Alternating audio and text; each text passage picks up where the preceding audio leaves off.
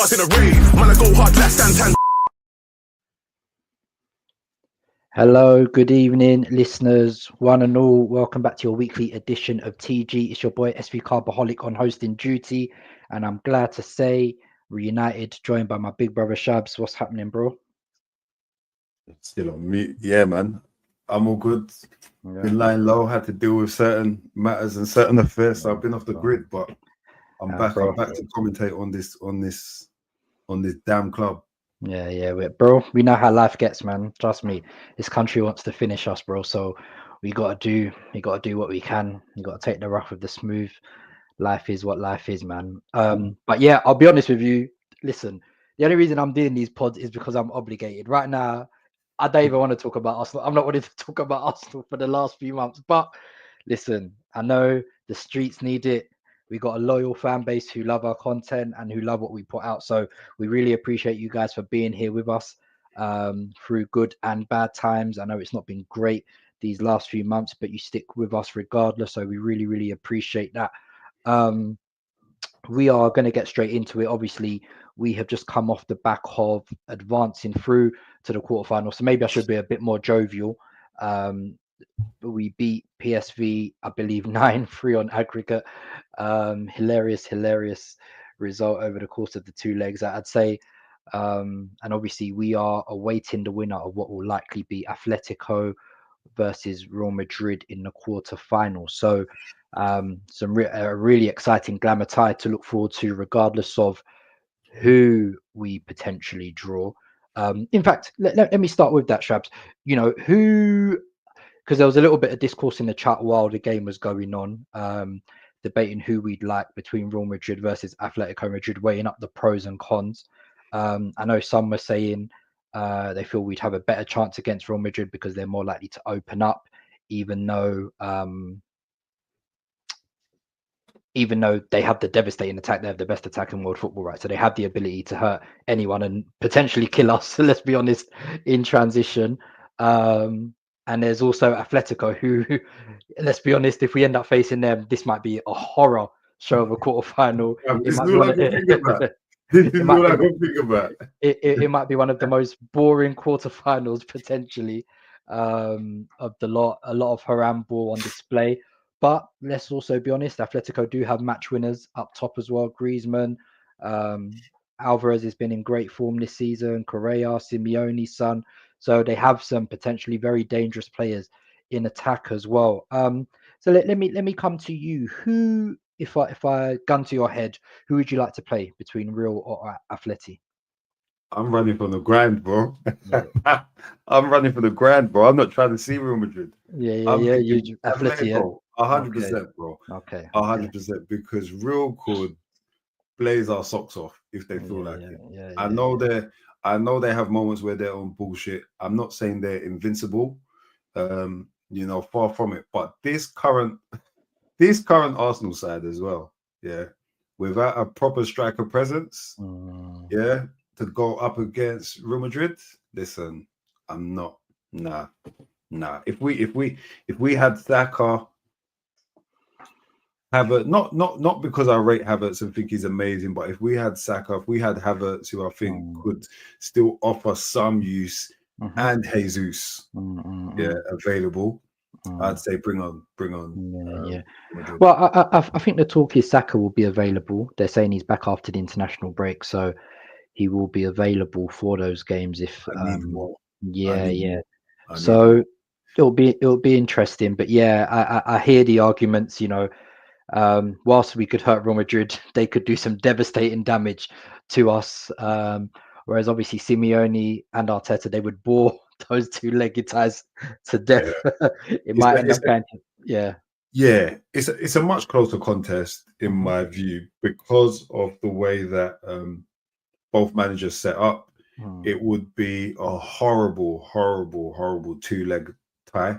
But for me, it will be a quarterfinal of very slim margins, and in the games of very slim margins, although I still think we lack decisiveness and sometimes match winners, especially with Saka out, especially with the current injury crisis, I would still fancy my chances against Atletico. Still. Absolutely. Yeah, it's hard to disagree. Even though Atleti are a top side themselves, they are more beatable, quote unquote, so to speak. They don't have the firepower, even though they do have some good match winners up top. So I think I would be in agreement with you there. So we eagerly await what happens in the result of that game, I think. So let's let's come to the game. I think we won the first leg 7-1, so we all kind of, this is probably like the most relaxed any Arsenal fan has been all season, right? Because we knew, barring something outrageous, we were already through, and that obviously informed the manager's team selection, right? I believe he made, let me count, 1, 2, 3, 4, 5. So he made 7 changes from the 1-1 draw with Man United at the weekend, which kind of informs, I know we saw Kieran Tierney start at left wing, Sterling on the right, Marino at 9. I think probably for me, the most interesting tactical choice this game was Zinchenko again getting more minutes at left 8.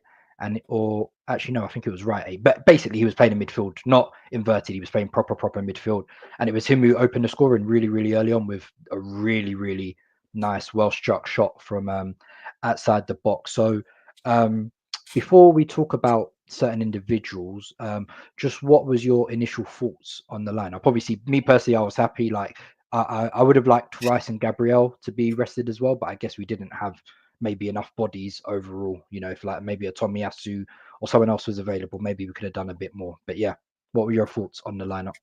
Yeah, I think you can look at parts of that lineup on the one hand on paper and say this lineup is crazy. I'm not going to lie to you. Seen Tierney left wing, I understood it, but it spun me. Seeing Zinchenko in midfield, I understood it. I've been calling for it, but it spun me. And Marino up front never looks natural. On paper, when you're looking at a paper formation, seeing Marino on the number 9 does not look natural. It just looks and feels weird. However, I understood it. I completely understood it. I think it was absolutely the right decision to be made. We've got a game against Chelsea on Sunday. We played United away a couple of days ago as well. Well, Sunday just gone. Yeah, I needed to see some guys rested. Disappointing to not see Rice rested, to be fair, actually. But whatever, he played well. He scored a goal, deserved. That's 2-2 for him. But yeah, on point, and yeah, for me, like just touching on Zinchenko a little bit. Very happy. Yeah, we can go into that. Let's start with that first one as an individual. Yeah, like I just think he is, seeing him in midfield is something that many of us have called for at a point in time, especially when you consider the injury crisis that we've had.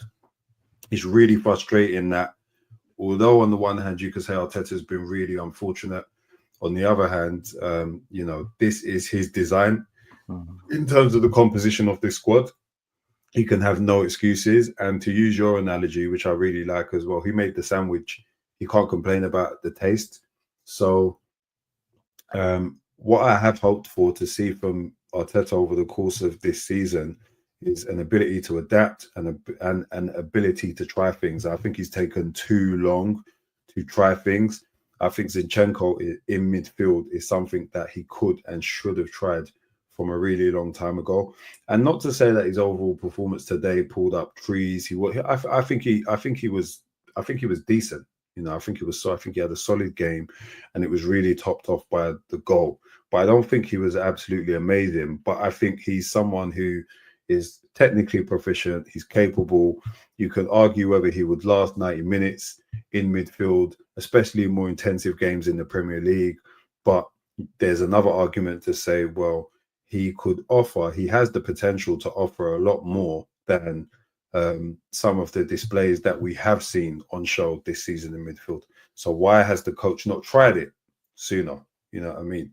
And that for me is an issue, because he's kind of gone from being super reliant on Zinchenko to leaving this guy completely out of the fold, to now being in a position where he's almost dependent on him just as a body. And so, you know, for me, it feels very late in the day where he's trying him. And it's a similar thing. I know we I don't want to jump the gun, but it's a similar thing for Tierney when you consider, again, Tierney was once upon a time his guy, and then has just completely been out of the fold and on loan and here, there, and everywhere. And Tierney as well has been unlucky with injuries, but it's another thing. Not used him, and then now you actually need him. And it's like, yeah, you're kind of throwing him into the fold at the point you need him. I think there were opportunities much earlier down the line where he could have used both of these players, you know, and they could have made differences for us at earlier points this season and of seasons before as well. So it's a bit frustrating. Yeah, I think the Zinchenko one, right, is very interesting. I think, especially to your point, a lot of us have asked him to be used as a midfield because we all know, right, and we've all said Zinchenko can't defend, right? We know he can't defend.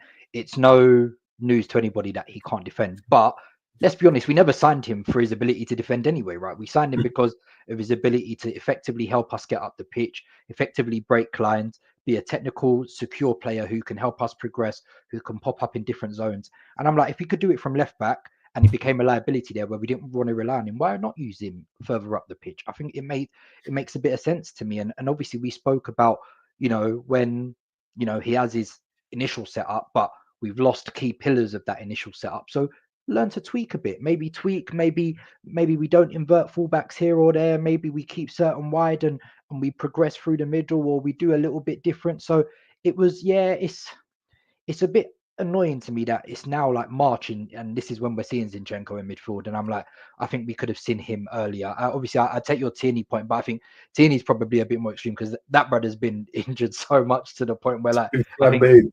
even when we wanted to use him, and I think I'm more the Zinchenko one. I'm kind of looking at. I'm like, you could have used him a lot more, or you could have repurposed him a lot more. Cool if Tierney fell out of favor and Tierney was a bit more injured. I understand, and I also remember, the early seasons of Tierney whenever it was crunch time, like he just wasn't available, like he was injured. So I kind of get that. So I'll be a bit more lenient on that one. But Zinchenko definitely, like, it's not like he become a useless player overnight. Do you know what I mean? So he still has very good qualities that you can use.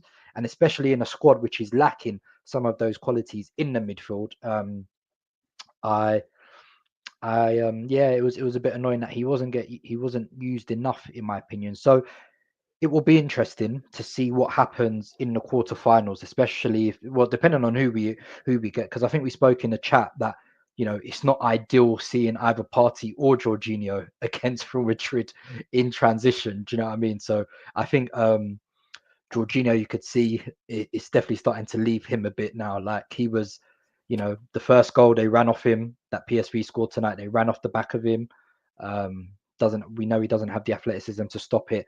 And the second goal as well, it was a cheap giveaway. It reminded me of what he did in the North London derby against Spurs last season, where he just got robbed. They ran through and scored. So obviously it's inconsequential. Like it doesn't mean anything. We were home and hosed. So it was cool. So okay, cool. We've spoken about Zinchenko. Let's talk slightly on Raheem Sterling, right? Because I think he's someone who, a lot of people had high hopes for initially when we brought him on loan. We thought there was still a lot for him to give. But it's just not transpired that way, and he's had a lot of opportunities. I mean, it's weird me saying that because he actually did end up with 2 assists tonight. He assisted both goals, but I think what was probably frustrating was just the complete incompleteness of the actions, giving the ball away in silly areas at times, and he had a couple chances as well tonight. He could have left with at least one, maybe possibly 2, and it just wasn't.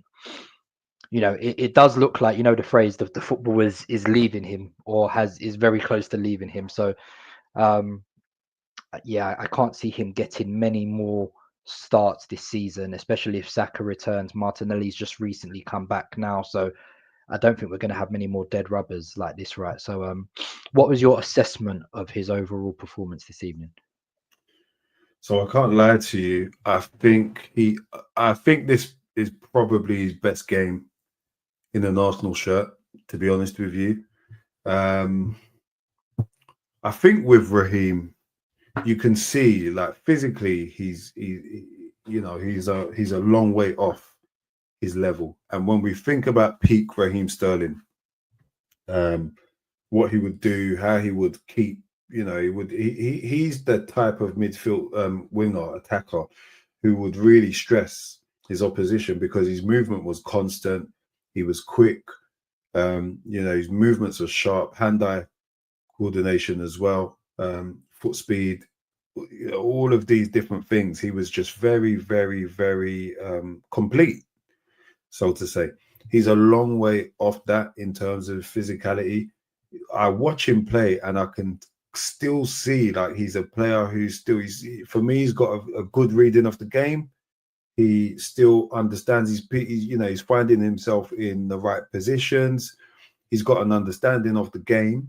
He knows the right thing to do. It's just his execution lets him down. And that for me has been because of his physicality, his lack of physicality now. Another thing though, if I'm being completely fair to Sterling, look, he's not the player that he was a couple of seasons ago. But if I'm being completely fair to him as well, neither has he been given any sort of opportunity at Arsenal to build up any sort of performance rhythm. And if you think about him, if you just take his season, this season, into consideration, and if you look at it in isolation, he was basically exiled from Chelsea from like pre-season training. So it was disrupted in that regard. He's a player at this stage of his career absolutely needs and requires a pre-season. He was just left out of the fold. Came to Arsenal as a deadline day signing, has been, really getting chicken change minutes here and there. So he's a player who was at a disadvantage anyway, if we're thinking about the conditioning required. I think it took a little while for Arteta to kind of use him and throw him in. It wasn't a little while. It was Carling Cup games, but they weren't. And I think he played well in some of those games as well. But bear in mind the opposition, the level of opposition, it was poor. So if I think about it, he's not really been. Sterling strikes me as a player who, he's been a star boy and he's been a regular starter for most of his sides. We've been knowing about him since he was 16, 17 years old. So if you really take into consideration the fact that he's not played or been used consistently, he's not had many games on the run or on the bounce, where is he supposed to have gathered this rhythm, this match fitness, all of this stuff? And I think when he did build up some rhythm and when it was an opportune moment for him to actually play a run of games, he got injured. So I do look at him. I think we've underused him. I think there are games as well where Arteta could have brought him off the bench to help him a bit more. There are games which we've won where Arteta's not used all 5 subs and left him on the bench. There are games which we've been searching for a win, and again, Arteta's left him on the bench. So, and not to say that he would change the game or not to say that he would win us games or whatnot, but again, I think it's a combination of factors at play here, which speak to, again, some of the timidness and the rigidity of our coach. And I think they haven't really helped him to settle in a way that he has needed to. Now, that being said, when he has been given opportunities, sometimes he has been poor, and I think he will admit that, it's below his level. It's below the usual standard we could come to expect. But I think we have to be fair to him as well and say, I just think we have to be fair to him. I think we have to consider what opportunities he's really had to build up any sort of match rhythm. And I talk about this a lot. I talk about match rhythm. Some players can do it, but lots of players cannot just be brought out from the cold and dropped in and expected to perform. He was not used at all on Sunday at Old Trafford. And then today comes into the fold, and really the tie's already done. But credit to him, he plays okay, gets 2 assists. He was clean through, should have scored. He had an opportunity where he should have scored in the first half, clean through for 30. Well, not clean through, but he was put through on goal. and he had like a 40, 50, 60-yard run, and he ends up 1-on-1, less favorable angle, but for me, he really should have done better with that effort. And there are other moments where you see him in possession and the ball gets stuck under his feet, or he overhits it, or he doesn't make the right decision in front of goal or in the final third. But overall today, I think it's the best that we've seen of him so far. And I think let's just get through the season and end it respectfully with who I think has been like a top quality player for a very long time in the Premier League. Yeah, well, I definitely think today was his best performance. I do agree. I think obviously it's just hopefully he can end the season well and give us something to rely on. But I don't know. I think you have been a bit kind to him there, Shabs, because there've been a lot of stinkers from this brother. And it's not even, sometimes I've watched him, I'm like, this brother's struggling to keep up with play, like let alone, He's 100%. Yeah. I want to get that out. I don't want to be kind to him. He's absolutely has had stinkers. Yeah. Yeah. So we'll see where I think the 2 assists today might potentially bump him up, in case we do need a goal at the weekend. Hopefully that might move him up in the pecking order. Is there anyone else you really want to speak on? To be fair, I don't think I know we made 7 changes and obviously we've ended up drawing the match 2-2, but it's not a great deal you can take away, right? Especially when we've then made loads of subs again, and the game just, the last half an hour was probably really, really disjointed. A lot of sloppiness, a lot of giving the ball away, but you don't read too much into it just because of the reality of what's happened. Nobody cares. Nobody gives a damn. It was the most, I think I saw the stat was like we had like 99% gone through after the first leg. So it's like, who cares really? Yeah. There's nothing left. Right. Really. The only thing I just want to say, Rice was good. I think again, Yes, Rice played well. Deck was good. I didn't want him on the pitch, but he was good. Same. Yeah. Contributed well when he was on the pitch. Obviously happy that we got him off.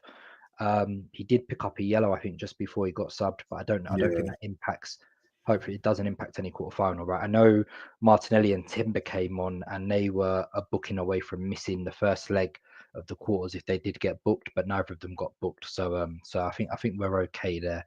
So, actually, might just be worth touching on Ben White. Actually, he did look rusty. He looked rusty today. Yeah.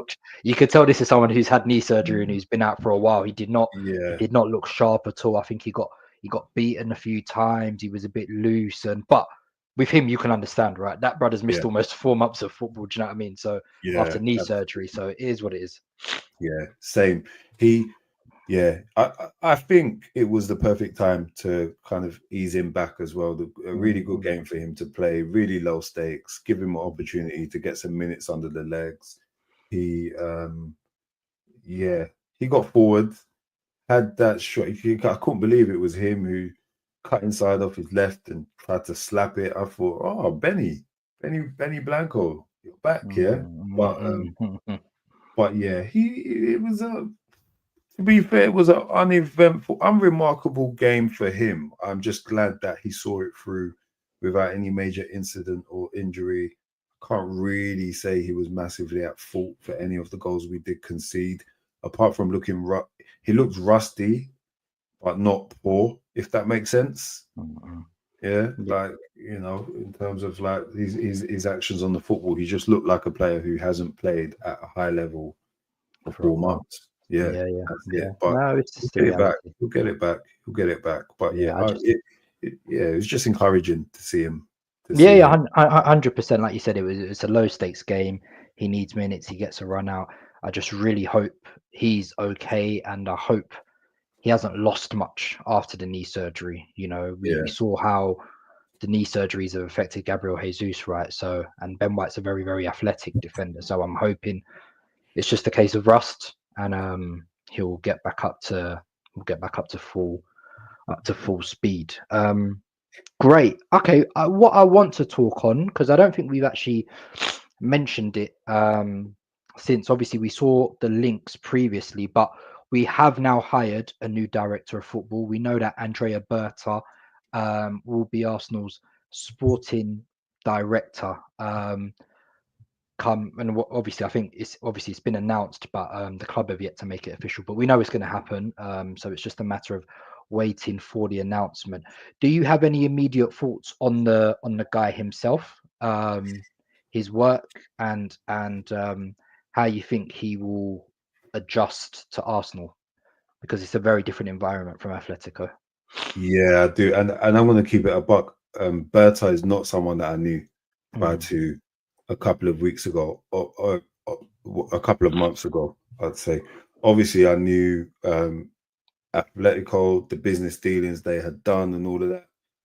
I'd be lying to you if I said, yeah, I knew he was the man behind the scenes pulling the strings.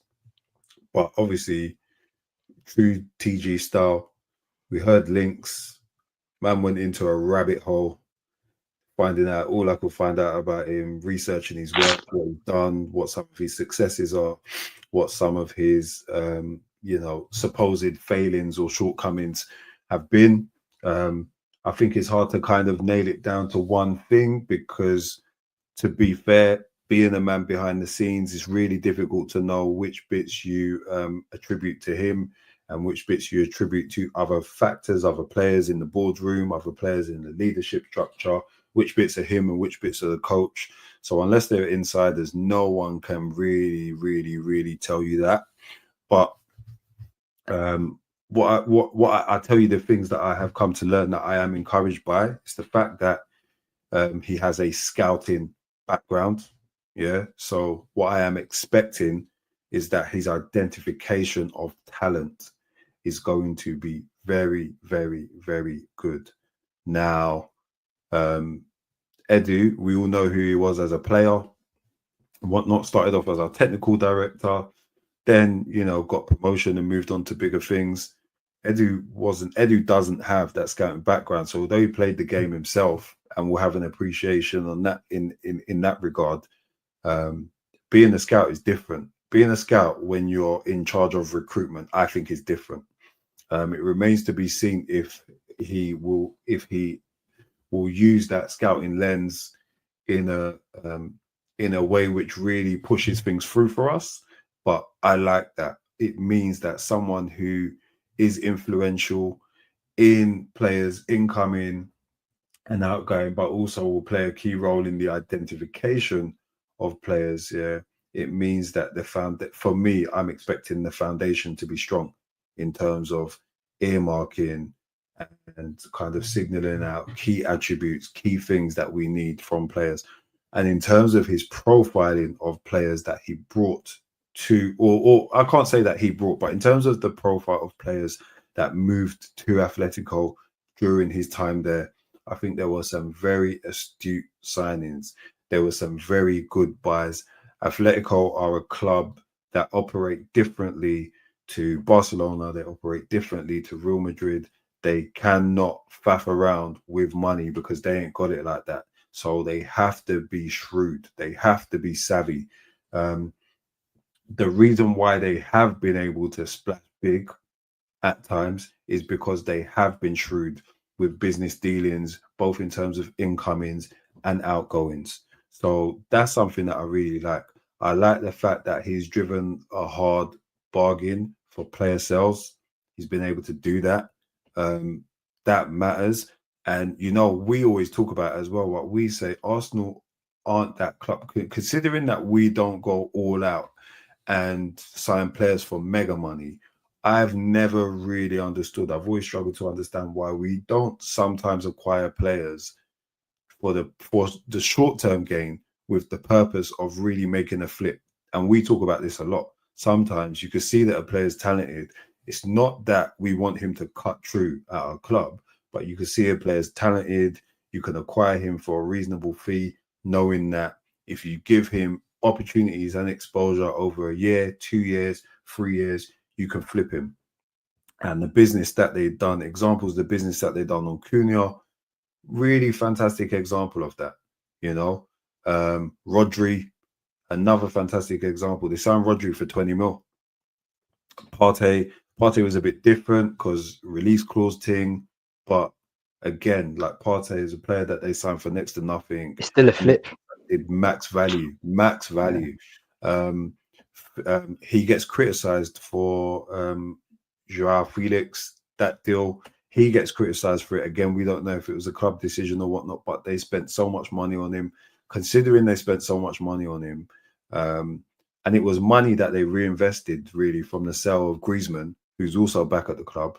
But considering they spent so much money on him, they have also made a lot of money from his sales. How much? I can't remember how much money Chelsea paid for the loan for him for that half a season when he went there. But it was the loan fee alone was something stupid. Remember when that window when we wanted Mudryk and blah blah blah, and Chelsea just said, "Yeah, boom, we're getting Yeah, Mudryk." I think they paid like 10 mil for that Joao Felix, like a 10 10 mil mil loan. for loan for 6 Yeah, months. it's crazy. They Yeah. then sold him. Chelsea have dipped back in the market and purchased him. He's now at AC Milan. So I know Atletico are getting chalk ups and chalk ups and chalk ups on that. He signed good players, man. Like he signed. They have signed good players. I think some of the players that haven't worked as well are not necessarily because they've been bad deals or bad signings. I think Just might not be a good fit. yeah, not a good fit for the coach. And I think if you're bringing players and you're saying these are good players, but the coach just look, Diego Simeone is very, very specific in what he wants. Similar-ish to Arteta in that way, but you got Diego Simeone using a player like Conor Gallagher at left wing in a 4-4-2 midfield. You know, so yeah, it's yeah, you know, he wants specific things. So you're not gonna convince a guy like that yeah, this Flair left wing player is actually the right player for your side, when actually his purpose, his main MO is to be rigid and dogged and defend and be disciplined and whatnot. So for me, it will be interesting to see what he does. I like the thought that he can provide challenge to the status quo. He can provide challenge to Arteta. I think Arteta especially requires challenge. I like the fact that he's got major contacts, which are fantastic for buying and selling. He's got good contacts across Europe, tapping into different markets and being able to use and leverage experience of his markets. I think that was a criticism of Edu before he arrived at Arsenal, and during his time there, we didn't I think where Edu fell short, bar the summer gone, was in player sales. I just don't think he'd done a good enough job of being able to close the deal on player sales. And that for me ultimately is because he didn't have the links in the European markets that were required. So yeah, I'm looking forward to it. But for me, make no mistake, it's a big summer for the club. And I feel that it's a big window for him to jump into. And because of his reputation, for me, he arrives with big expectation on him because of the way we have wholly underperformed this season. So for me, there's not really a bedding in period for him, which might be harsh, which might not be. He just needs to profile the correct players. They need to agree on the targets, him with the data analysts, with the recruitment side of things, with everybody. They need to all agree. Coach needs to agree, and they need to just nail it down like firing squad. Boom, boom, boom. Just on that point, Rackmatic on Twitter has asked us, I see friction between what Arteta wants and what Berta wants. Is this potential friction beneficial to the club? Seeing very contradictory transfer wants from each of them. I mean, bro, Berta's not even been announced yet, so I don't know if we could take anything we've seen serious yet, considering the club haven't even announced him. But to Shabs' point, I'm sure there may end up being different wants, and that's a good thing. They're going to have to come to some sort of agreement, and it's good that Arteta will have pushback, maybe seeing some of the big players that Atletico acquired whilst he was there. It may allow Arteta to be a bit more lenient, be a bit more let's see how it happens anyway. But definitely the challenge is needed, and there's going to need to be a workaround it. So yeah. Yeah. Okay. Yeah. Anything else? Or yeah. Yeah, no, that I disagree with you. I think what we can't do is get gassed by these links, which are just paper talk and speculation. We can't be getting gassed by these links because, like you said, he's not even arrived yet. So, yeah, and we have operated like this with Jesus. It was around this time of the season where we started to first hear the links to the players. So we have operated like this before, but we don't often operate like this where very strong links emerge with players mid-season. Not new ones, you know. Yeah, we can talk about the ones that we already know there's been interest in because of interest from last summer or whatnot. But in terms of new links and that, what Berta wants, what Arteta wants, and that, we don't know. We don't know. Like that. That's just the bottom line. We don't know. Yeah. Yeah. Hard to disagree too much. Okay, let's go to some more listeners' questions. Rackmatic asks another one. He says, "I don't support the views of Jamie Carragher, but mentioned on MNF about Arsenal's problems being creative more than a goal scoring one. What are you fixing? Bringing a striker or a creative centre mid?" Just on that point, obviously we've spoken loads. You know, it's probably been a big discussion point in our group chat on this pod over the last few months about improving the creative aspect around Arsenal. And it's not just a personnel issue; it's a coaching one as well. You know, we've spoken a lot about how we don't operate enough in central areas. We funnel things out wide a lot, and we need to diversify our attacking threat. He says, obviously, speaking about striker or creative centre mid, I don't watch enough football anymore to tell you about who the potential names will be. But I think just for me, it's about having more of a varied threat, having more than just one player who can receive in central zones, having obviously improving the pace, X factor threat out wide and up top. So it's multi-layered. It's not just one or the other. We need multiple things. You know, I would like a nine, a left winger, and then even if it's not an out and out creator, just another midfielder with differing qualities. It could be a strong ball carrier midfielder like a Carney Chukwuemeka. It could be, you know, it's just to add different threats to Arsenal. I think we are a very pass heavy team, but we lack, you know, when people are sat in a block against us, we lack enough disruptors in the team. So, and it doesn't just have to be disrupting via passing, via creative passing. It could be disrupting via dribbling, the ability to carry past one or two. So how they choose to address that is just a case of making us more dangerous and more diverse, especially as me. You know, I love my attacking midfielders, and seeing what Vitinha and João Neves were cooking up for PSG against Liverpool, I would love more of that. But it doesn't have to be that. Like I said, they're tempo controllers, tempo setters. It could be a Zaire Emery who can pick up the ball and run past, you know, Jude Bellingham, similar style, Morgan Rogers. So there are different types of players we can get. And I'm not saying those have to be the guys, but that can aid our ability to be more creative and more threatening on a regular basis, especially in open play. Yeah, and I'd go as far to say we should prioritize dribblers. We should prioritize ball carriers. I think that is exactly the type of disruptor that we don't have, that we haven't had for a long time. If I'm keeping it a buck, I think we have to go back to Guendouzi or Ceballos if we think about midfielders that have really been disruptive. Now I'm not arguing the level, and I'm not suggesting or making any comments on the quality. I'm just saying in terms of the profile, we have to go back to them if we think about midfielders, real central midfielders who have been able to disrupt and destabilize defensive blocks.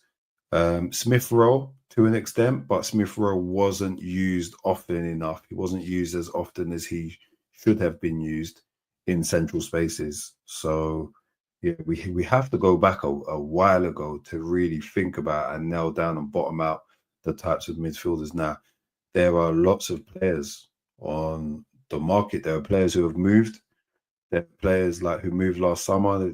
Tijani Reinders is an example of a midfielder who we should have signed, who's a combination of a player who can do it all. Oh gosh, there are some others as well. I was going to say, what's his name? Kefram Turam, again. And all these guys are relatively inexpensive, went for reasonable, attainable, gettable fees, and we've overlooked them. There are guys out there. The guys that Sean, you mentioned, Carney Chukwuemeka, I feel, it's a profile that I like and admire. I think, we've probably moved past the need for a player like Eze now, but again, he's the profile of player, represents the profile of player who can just, again, be in your midfield, receive and cause a different type of problem for you. That said, I think we ultimately have lacked threat. I think there are games where we have been creative. There are plenty of games where we've been creative. There aren't plenty of games where we have been very threatening. In games where we have been very threatening, you can see we have absolutely mullered teams and put teams to the sword. And then if you look at it and really think about it, we're doing this without a real recognized centre forward, without a real recognized clinical finisher. Yeah, and you've seen the way that we've been able to really brock up teams, dismantle teams like PSV, like Man City. We've had some heavies in the Champions League as well. We've had some. Sorry to just stop you there. It's Real Madrid. They won on pen. So yeah, Real Madrid's judge is something else. Insane. Well, it's going to be peak then. So that's it. That's perfect timing for what I'm articulating, because I think we will create against Real Madrid. I don't think we will be threatening enough. I don't think we'll be as threatening as we need to be. So, that's it. And for me, there's what the course of the season, running the course of the season, getting through the course of the season is one thing. But in these season defining games, because Real Madrid will be a season defining game or two, I should say. But yeah, in those instances, those games of slim margins, we could, with the defensive security and the tactical instruction and the shape, I've got confidence in our ability to shut out Real Madrid or make it an ugly game for Real Madrid defensively. But it's like, can you do that for 70 minutes, 80 minutes of a game and then still go on and win? And I hate myself for saying this, because this is where I used to cuss the Mourinhos, and I used to not stand teams like this, but I'm just being pragmatic for where we're at right now in the context of this season. We need someone who can be decisive in those moments, and if we don't have that, we can create even more. It won't count for shit if we can't be threatening, if we can't be decisive, if we can't score. So yeah, it's a very long answer, a comprehensive answer, but yeah, I wouldn't pick a finisher over a creator, or a creator over a finisher. To put it plain and simple, we need both. Okay. Next question from Tola_M_91. Assuming we bring in Nico, I'm assuming Nico Williams and Sesko, just basing it off rumors, would you guys be a bit worried given that both are still raw?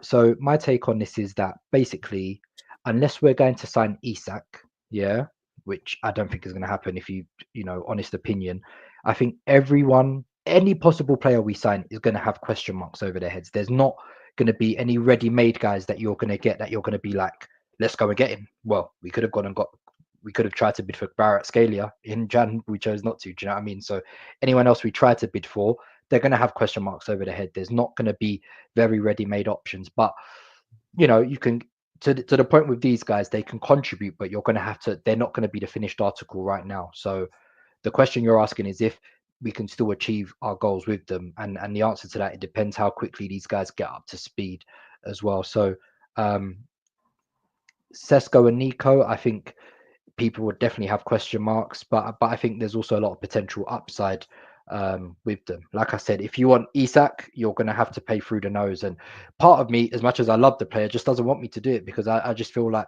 it's not very smart business. Like, as much as I love Isak, I don't think spending up to 150 mil when you have loads of other holes in the team is the best bit of business you can do. Because if you buy Isak, no doubt there's going to be other holes you're leaving in the team. So yeah, that's kind of where I'm at on that one, Tola. Shabs, will Boama Enoch says, why do some members of the pod, he ats me, LOL, really don't rate Zubamendi? I thought him and Sushi would love technical, good passer, good under pressure, and can control the game. What's the issue? I think from what I have watched of Zubamendi, I think he's a good player, but I do not think Zubamendi addresses any of our immediate concerns. What we're talking about this season, some of the issues we're facing is opening up and breaking down low blocks. I do not see how Zubamendi is going to solve that option for me, because if you're telling me our starting midfield next season will be Zubamendi, Rice, and Erdegaard, I'm going to sit here and tell you that we are still going to be facing some of the issues that we're facing now. Now, don't get me wrong, Jorginho and Partey are leaving, so I can understand the people saying, well, we'd need another defensive midfielder, but I would do it differently. Like I said, I thought we spent big money on Rice to be a 6. I know some people see him as box to box, but I just think the amount of positions Rice picks up and where he's stationed, having someone who is a bit more proficient in that area. Now, don't get me wrong, Rice has obviously shown that he can score goals, but I think it's not just about goals, it's about the ability to knit stuff together, to be able to bring other people into play. I think you could get someone who could do that role better than him. So I don't think it's the best utilization of Rice still. So that's why it's more about what it does for the overall composition of the midfield and how I don't think it solves any of our immediate concerns at the moment. So yeah, that's kind of where I'm at on that. Yeah. Zubimendi, look, you've heard me, and people are going to use the tapes against me as well to say, yeah, but you said he's a good player, blah blah blah blah blah. He is a good player. He's a very good player. He didn't look leggy, or he didn't look like he couldn't cope with physical intensity when Spain blamed England in the Euros finals. He came on, done the job, looked solid, looked very accomplished. For me, yeah, he's not enough of a differentiator profile. I think the Rice signing as well has created a problem. Maybe it's an unintended consequence, but it's a problem for midfield composition nonetheless, as Sean, you said, because really for me, Rice needs to be playing at 6. I think that's where he looks best and whatnot. There are some challenges if he plays at 6, but I think those challenges why try and mitigate that with another player at 6 instead, when Rice does 9 out of the 10 things you need from a 6, Rice has got in his locker. Why won't you just buy a very different profile 8, like we said, a ball carrier who can assist and create and contribute to that double pivot and help progression in that way, or a pass accomplished 8. I was watching Bayern Blam Leverkusen yesterday, and I was watching Xhaka, and I was thinking, raw. I used to talk the wickedest smack. We all did, brother. Me Xhaka. too. Me But too. the way Xhaka next to Rice right now would be listen, better. Xhaka next to Rice right now would slap. Granite and Rice, yeah, it would slap. Yeah, the way that we have recruited, our recruitment in midfield has been so poor that it's got us actually doing revisionist history and missing Granit Xhaka. So yeah, for me, it's one of them ones here. Not to digress too much, Zubimendi doesn't necessarily solve the problems, and for me, the physicality thing in the Prem is a big thing, man. It's a big thing. And when you watch Jorginho, yeah, who I think Zubimendi profiles incredibly similar to Jorginho. Yeah, yes, a younger Jorginho, but they're around the same height, same stature, same build, very similar profile, very similar roles, very similar utilizations as well. I think we'd be getting a younger version of Jorginho.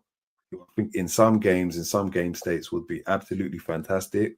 But for what we have to deal with the majority of the time, I don't think that's it. Also, the fact that I don't believe we're going to have an unprecedented summer.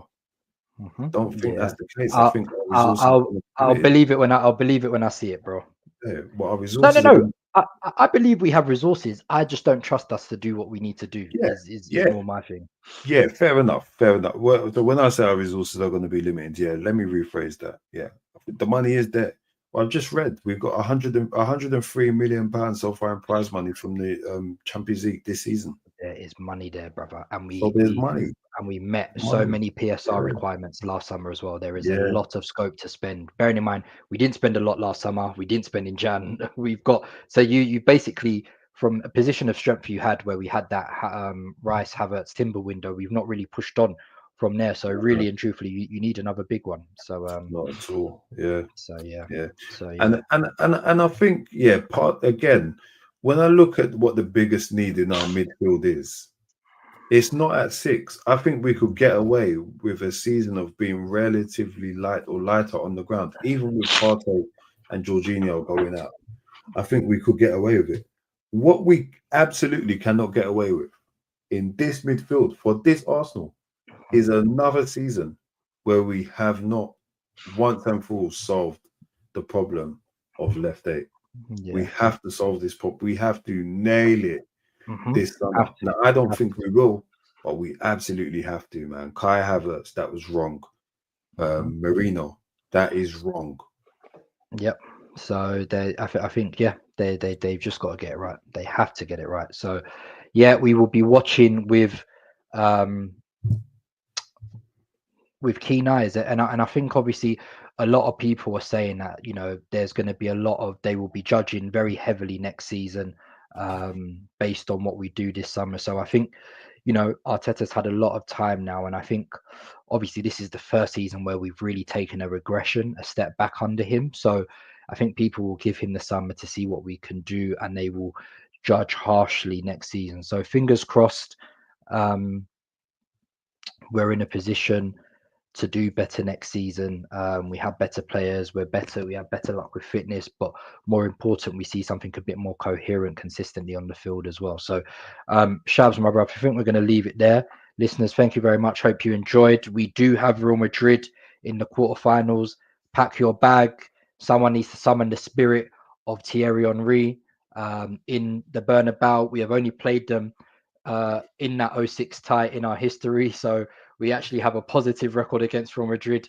Hopefully someone can step up for us. Only English club as well. Only English club. No, I think there's others that have won because Man City won there. But we were the first to win it there. Sorry, we were the first. We were definitely the first British club, English club to win there. So hopefully we can repeat that feat because I've got ops to dunk on. But listen, TG are on tour as well, by the way. We will be there. TG will be on tour in the Bernabeu. So so fingers crossed we can run it back and get something good, man. So listeners, thank you very much. We will see you on the flip side after we have demolished Chelsea this weekend. Take it easy. Peace. Yo, when I spit bars in a rave, man, I go hard like Santander.